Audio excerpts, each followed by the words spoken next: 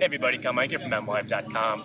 I'm in Indianapolis at Lions-Colts joint practices. This guy is Burke from MMQB. We've had him on the program a couple of times before. He's been through Lions camp a couple of times now. Chris, I'm just curious your perspective on what you've seen from the Lions and where they stack up right now in the NFC North. Yeah, I mean, I think I'm right there with everyone else, kind of waiting to see what the Lions are going to look like. I mean, I got a little better idea. Wagner was back out there today, but still trying to piece together that offensive line a little bit, and the defensive line too. I mean, I think the interior looks like it's fairly well set, but off the edges still a question mark. I mean, it's really hard to be good in this league, and we've seen it's really hard to beat Aaron Rodgers in this league without being great on the defensive line. So those are the big question marks, I think, right now. Well, the Lions have done the heavy lifting, I feel like, already. The thing that so many teams struggle with is the quarterback, and I feel like the Lions have the quarterback they can win with.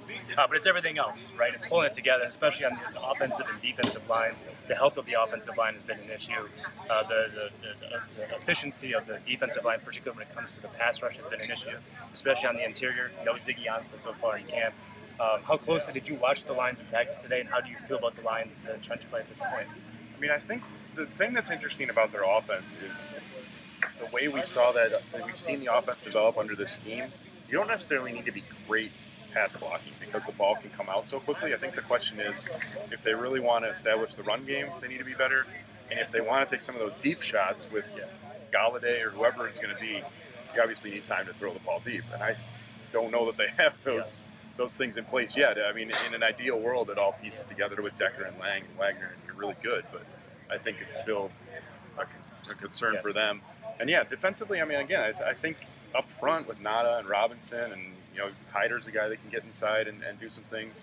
In pretty good shape interior, but can you get there off the edge? And nothing I've seen. I mean, there's some guys that certainly have shown some promise, some of those lesser-known names, but I think that's going to be a concern probably all year, even with Ansah in the lineup.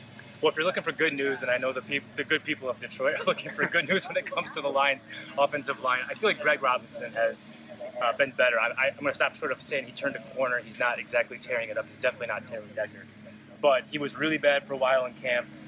He was injured half the time, and here he's practiced both days. He's been serviceable both days. I think that's the best word for it. He got beat once or twice in one-on-ones, but otherwise held his own in one-on-ones and did some good work in the two-on-twos as well when the Colts were working on stunts and in team drills.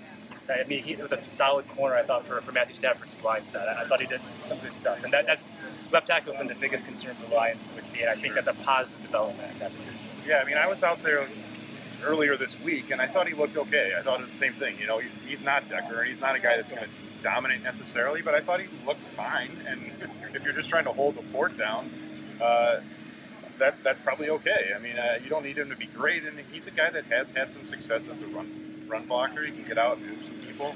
So as long as he's keeping Stafford upright, again, if this offense isn't working the way it's supposed to, you don't need him to hold those blocks for 4 or 5 seconds. You just got to stand guys up and get Stafford a clear throwing lane. And I mean, it looks like he's capable of doing that in spurts.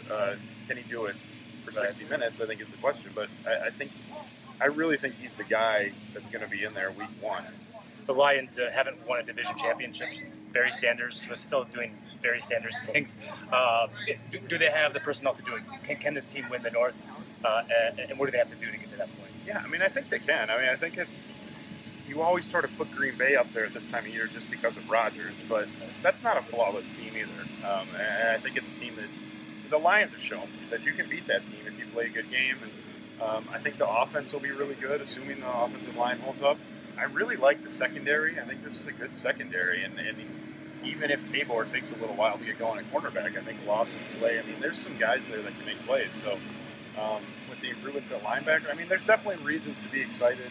Not a lot of teams have the type of versatility on offense that the Lions have. So sure, I mean, you could see them go 10-6 and win the division. You also could see them go 7-9 or 6-10 if everything doesn't work on the line. So you could say that about a lot of teams this time of year, but I think they're right there with Green Bay, Minnesota as a team that could win the division. Matthew Stafford is a polarizing figure in Detroit. He's also probably this close to signing the biggest contract in NFL history. How do you feel about Matthew Stafford?